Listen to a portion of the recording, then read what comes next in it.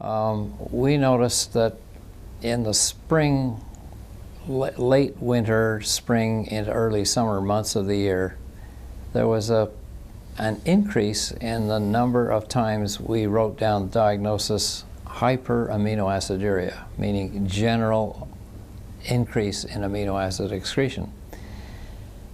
When you have 12,000 admissions a year, and you have 2 years, which means you're looking at 25,000 chromatograms, it's pretty obvious that when you stand back from it, you see this increase in amino acid excretion in little infants who are somewhere between the age of, let's say, 6 and 24 months old.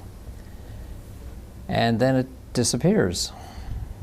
So that's the laboratory side of things, and Mrs. Clow has become very good at reading chromatograms, and she would look at them with me, or if I was not there, she'd read them anyway.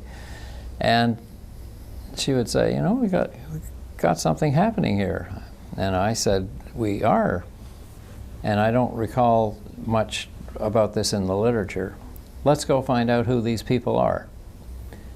So we'd go up on the wards and we'd look at the charts associated with the chromatogram, and we noticed one interesting thing is the names on the families, on the patients, were disproportionately Quebecois, Francophone, and that was interesting. And then secondly, if we looked at the diet page, we noticed that the infants with the hyperaminoaciduria tended to be infants who were fed bottled dairy milk and were not eating or consuming the canned formulas, which by federal regulation contain, for example, vitamin D.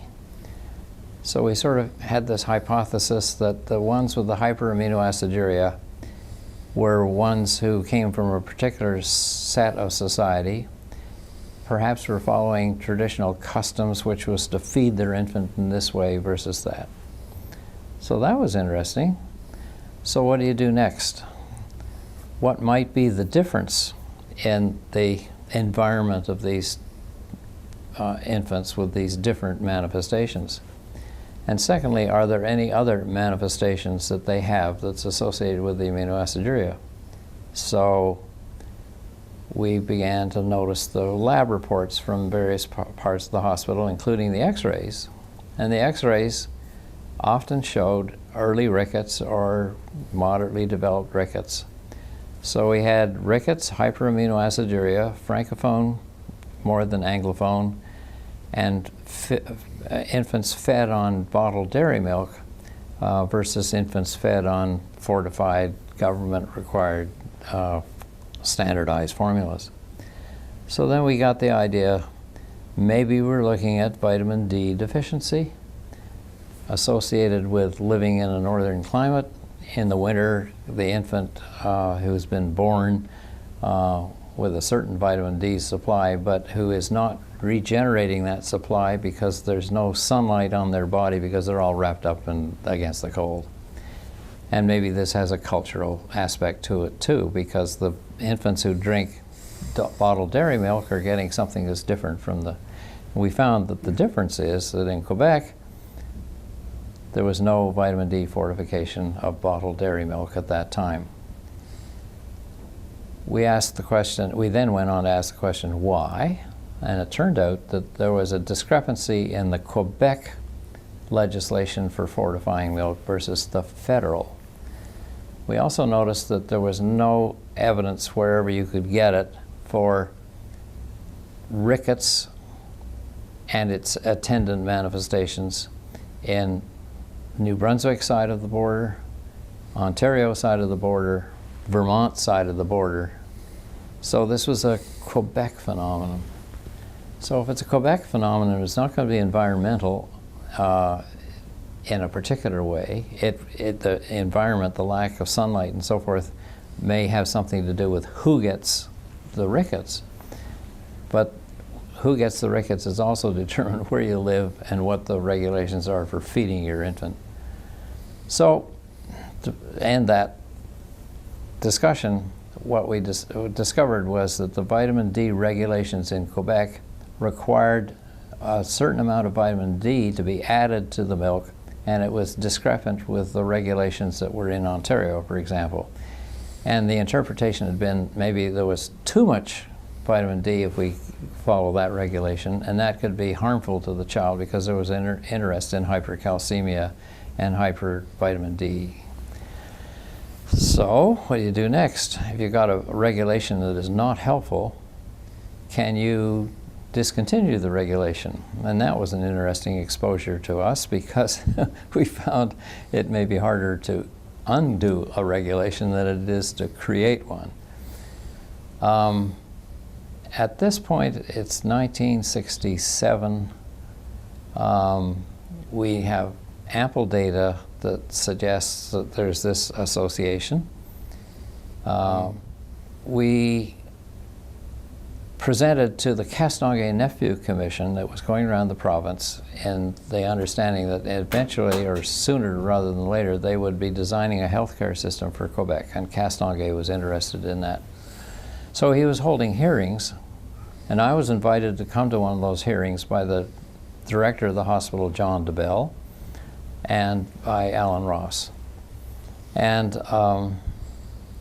I sat there at the hearing, and then suddenly in front of me, the director of the hospital turns around and says, "Dr. Scriver, would you like to say something to the commission about your findings with vitamin D, with the amino aciduria and the nutrition thing?" And I said yes, and I gave a much shorter version of what I've just said. And I said it was quite frustrating not to be able to get the regulation changed, because I've been talking to the Deputy Minister of Health off and on, nothing happens. After the commission hearing, Castonguay comes over and talks to me and says, young man, your story interests me very much. What do you think the government has to work with? Is this a money issue or a vote issue? I said, it's not a vote issue. It might be money, because we could prevent the admission of infants to hospital with serious problems, including convulsions associated with the hypocalcemia associated with rickets. So he said, have you thought of presenting this in a cost avoidance approach? Can you write a letter to? So I said, I think I could do that. So I went home, did the arithmetic, did the calculation of what it would cost the government to change the regulation, sent it in to the deputy minister, got a telephone call in 3 days. Said, let's talk. You've given me a reason to pay attention to this issue. So I did. Got the regulation changed. Vitamin D deficiency manifestations declined in the province, generally speaking, but in the Montreal area, there was a persistence of the annual epidemic of rickets with hyperaminoaciduria, etc. Why was that? So we discovered that the president of the Milk Marketing Board did not believe in contaminating a nutrient as pure as milk with something oily and greasy like vitamin D. And I realized that we were dealing with attitudes, not with information. We were dealing with opinion and not facts. What to do? I was sort of moaning about this around the hospital, and somebody said, why don't you speak to Arnold Steinberg? He's in the business of getting food into families' homes. Maybe he could help you with this. So I spoke to Arnold, who had just come on the board of the hospital, and Arnold said, I think I know how to solve that. Give me a couple of weeks. I have to go away and I'll be back. A couple of weeks later, he comes back and he says, I think I've solved your problem. What did you do, Arnold? Very quietly, he said, I said to the man, no D, no contract.